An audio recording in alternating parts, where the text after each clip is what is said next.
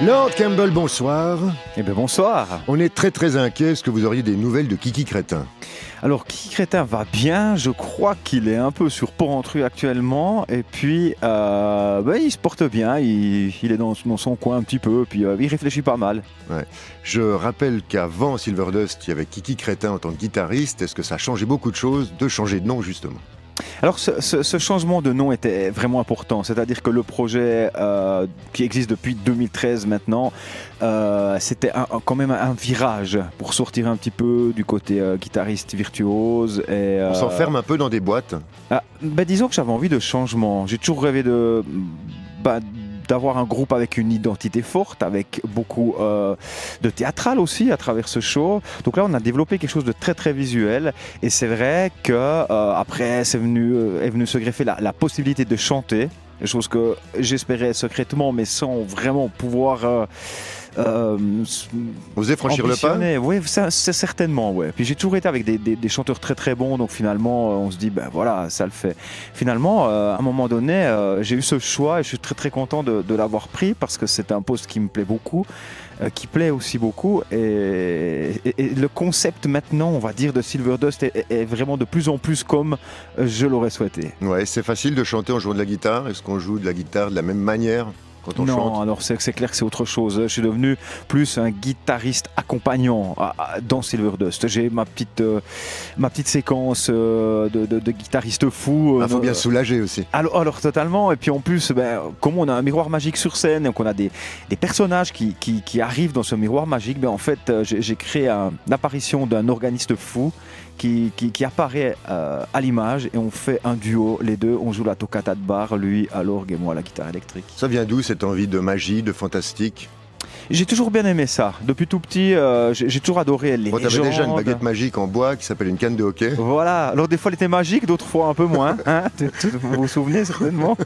Des fois des miracles, des fois pas. Mais voilà, j'ai toujours beaucoup aimé les légendes, les histoires un petit peu spéciales, fantastiques, un peu le cadre mystique. de Porrentruy peut y faire quelque chose aussi. Ça contribue à ça, petite ville médiévale. Quand on est gosse, on peut aussi s'imaginer des jeux assez hallucinants, assez fantastiques aussi à travers ces murailles. Totalement, c'est d'ailleurs un décor de cinéma Porrentruy. Donc moi j'ai d'ailleurs utilisé cette ville pour mettre en scène beaucoup de choses qui apparaissent dans ce fameux miroir magique. Ouais. Y aurait-il des possibilités d'amener du folklore jurassien dans Silverdust? Totalement, d'ailleurs il y a plein d'idées à développer là-dessus, mais vraiment. Avec la vouivre aussi?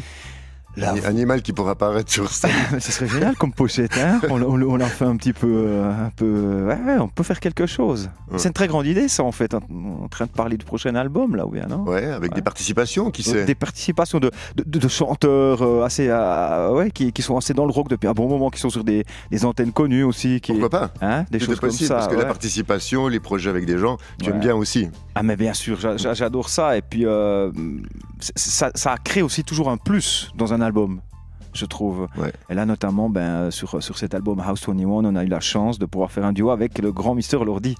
La tournée, il y en a une qui va venir, j'imagine. C'est beaucoup de boulot, tu le disais tout à l'heure, c'est une entreprise.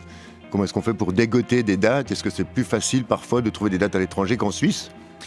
Alors, c'est clair que y a un grand travail, comme je disais, de téléphone et de mail. Ça, c'est à quoi je m'attelle chaque jour. Et bien sûr qu'on prépare maintenant une tournée pour la fin d'année, début d'année prochaine également, pour promouvoir cet album House 21. Et oui, c'est sûr que jouer en Suisse romande, on était très gâtés. Hein. On a joué dans beaucoup de festivals. Cette année, on en a moins forcément parce qu'on va attendre pour pouvoir repasser dans certains. Mais Silverdust a un succès beaucoup plus grand à l'étranger qu'ici, bien qu'ici on remplit des salles quand même. Hein, parce que j'ai lu que tu avais dit on n'a jamais eu autant de retours. Ah, exactement, par exemple sur cet album-là, on a eu la chance de remplir la Casa Choc, qui est quand même une jolie salle. On sait que pour le rock, remplir des salles, c'est très difficile en Suisse romande, hein, on le sait tous, hein, on est tous confrontés à ça. Et on a beaucoup de retours de tout ça, et partout où on joue, on ronde les salles. Donc ça veut dire qu'il y a un suivi. Maintenant, on ressent un engouement beaucoup plus fort à l'étranger parce que je pense que dans les pays de l'Est, l'Allemagne ou même l'Angleterre, on est vraiment rock à mort et ça, on l'a remarqué. Le rock est ultra présent, le fanatisme est beaucoup plus puissant. Ici, on est bercé dans différents styles de musique en fait. Chut.